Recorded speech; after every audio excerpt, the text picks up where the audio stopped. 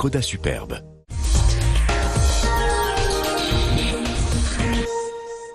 Alors depuis un peu plus de 24 heures, ça ne va pas fort sur les marchés. Avant-hier, on a vu Paris chuter d'1,7%, Wall Street chuter de près de 2%. C'est pas tous les jours. Hier soir, ça a été plus calme, mais on sent les marchés toujours un peu tétanisés. Tétanisés par qui? Eh bien, très clairement par Donald Trump, qui recommence à inquiéter les investisseurs. Il faut dire que Donald Trump a encore accumulé quelques déboires au cours des dernières heures. Vous savez, il y a ces accusations de pression sur le patron du FBI.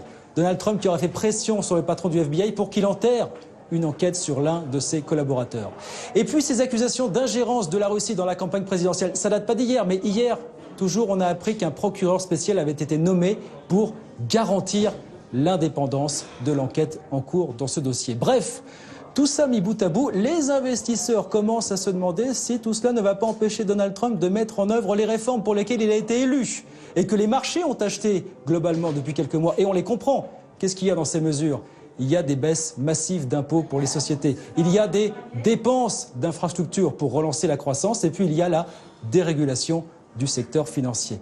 Et bien les marchés ont acheté massivement les titres des actions des sociétés qui pourraient en profiter. Oui mais voilà, si, politiquement parlant, les taux se resserrent autour de Donald Trump, aura-t-il toujours les mains libres pour faire voter tout ça? Lui qui, on le voit, a déjà beaucoup de mal à faire voter la réforme de l'Obamacare, la loi santé de Barack Obama. Bref, il ne s'agit pas de dire que les marchés, après avoir adulé Donald Trump, vont d'un seul coup retourner leur veste catégoriquement, mais le signal en tout cas qu'ils ont adressé est très clair depuis 24 heures. Monsieur Trump, cette fois, devenez vraiment président et surtout, faites voter les réformes pour lesquelles vous avez été élu, les réformes que les marchés ont globalement achetées depuis novembre dernier.